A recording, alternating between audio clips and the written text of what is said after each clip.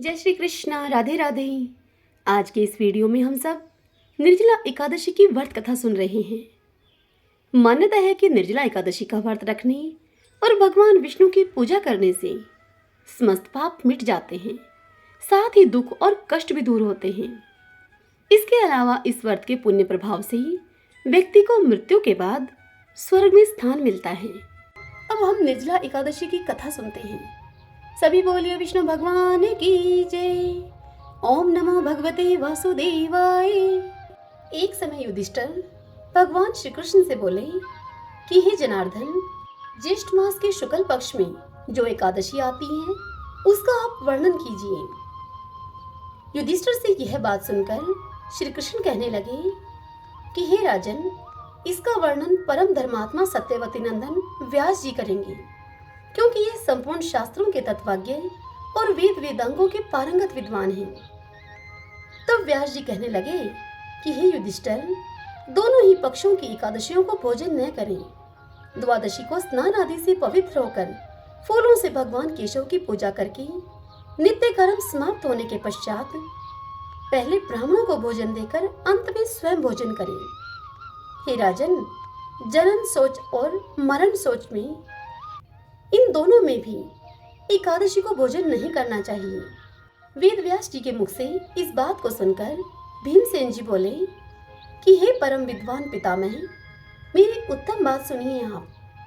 राजा युधिष्ठिर, माता कुंती, द्रौपदी, अर्जुन, नकुल और सहदेव ये एकादशी को कभी भोजन नहीं करते और मुझसे भी हमेशा यही कहते हैं कि हे भीमसेन, तुम भी एकादशी को न खाया करो। किंतु मैं इन लोगों से यही कह दिया करता हूँ कि मुझसे भूख नहीं सही जाएगी।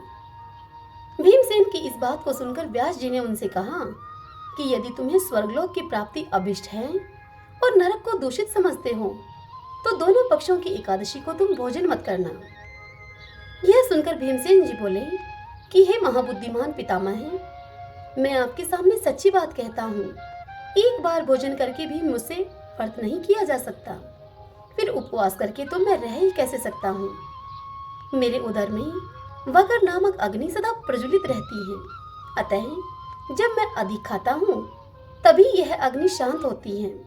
इसलिए हे महामुने, मैं वर्ष भर में केवल एक ही उपवास कर सकता हूँ, जिससे कि स्वर्ग की प्राप्ति सुलभ हो, तथा जिस उपवास के करने से मैं कल्याण का भागी हो सकूं।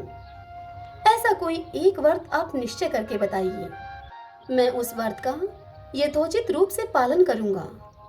तब व्यास जी ने भीमसेन से कहा कि हे भीम, ज्येष्ठ मास में सूर्य वृष राशि पर हो या मिथुन राशि पर, शुक्ल पक्ष में जो एकादशी हो उसका तुम यत्न पूर्वक निर्जल व्रत करो। केवल कुल्ला या आचमन करने के लिए मुख में जल डाल सकते हो, उसको छोड़कर और किसी प्रकार का जल विद्वान पुरुष अपने मुख में न डाले, अन्यथा व्रत भंग हो जाता है। एकादशी को सूर्योदय से लेकर दूसरे दिन के सूर्योदय तक मनुष्य जल का त्याग करे तो यह व्रत पूर्ण होता है। तदंतर द्वादशी को निर्मल प्रभात काल में स्नान करके ब्राह्मणों को विधि पूर्वक जल और स्वर्ण का दान करें। इस प्रकार जब सब कार्य पूरा करके जितेंद्रिय पुरुष ब्राह्मणों के साथ भोजन करें तो वह वर्ष भर में जितने भी एकादशियां होती हैं उन सब एकादशियों का फल निर्जला एकादशी के सेवन मात्र से प्राप्त कर लेता है।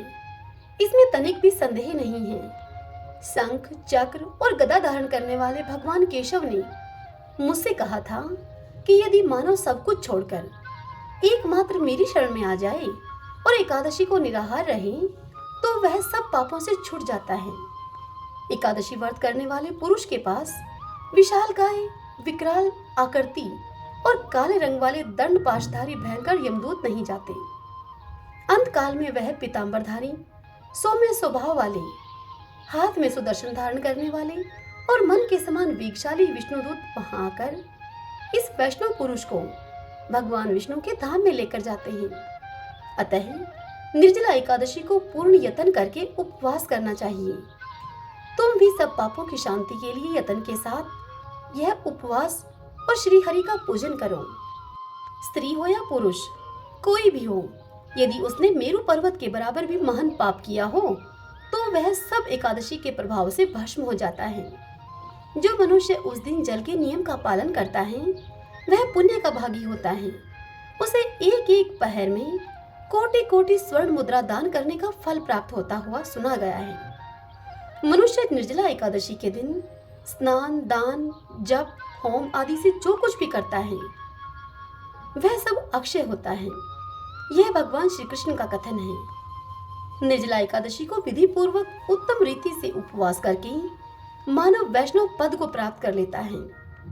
जो मनुष्य एकादशी के दिन अन्न खाता है वह पाप भोजन करता है। इस लोक में वह चांडाल के समान है। मृत्यु के उपरांत वह दुर्गति को प्राप्त होता है। जो ज्येष्ठ माह के शुक्ल पक्ष में एकादशी को उपवास करके दान देंगे वे परम पद को प्राप्त होंगे। जिन्होंने एकादशी को उपवास किया है वे ब्रह्म हत्यारे, शराबी, चोर और गुरुद्रोही होने पर भी सब पातकों से मुक्त हो जाते हैं।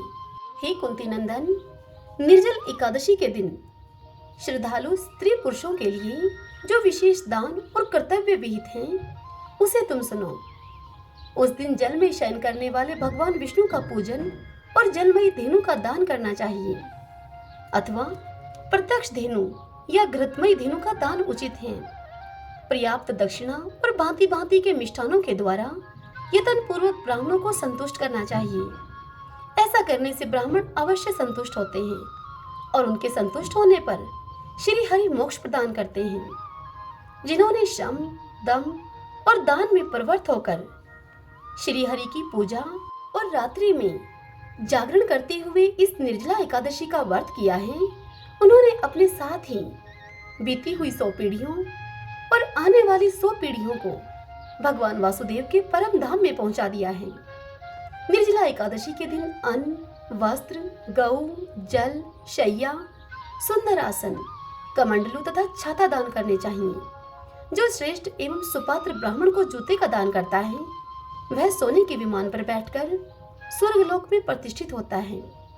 जो इस एकादशी की महिमा को भक्ति पूर्वक सुनता है तथा जो भक्ति पूर्वक उसका वर्णन करता है वे दोनों स्वर्गलोक में जाते हैं। चतुर्दशी युक्त अमावस्या को सूर्य ग्रहण के समय श्राद्ध करके मनुष्य जिस फल को प्राप्त करता है वही इसके श्रवण से भी प्राप्त होता है।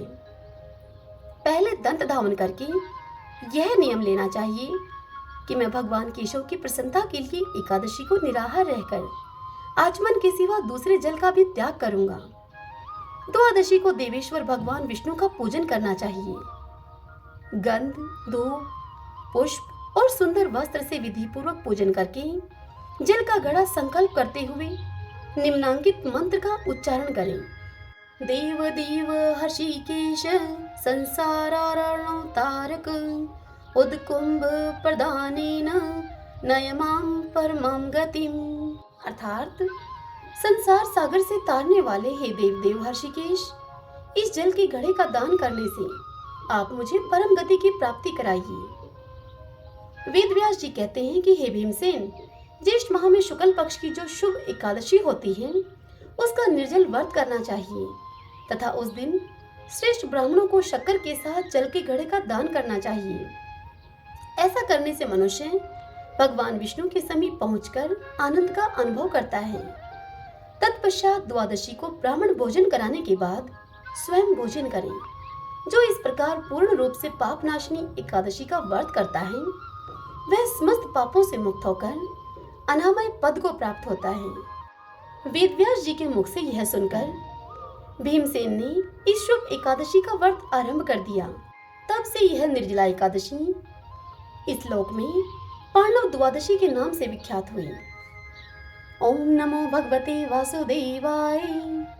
सभी बोलिए 11 माता की जय।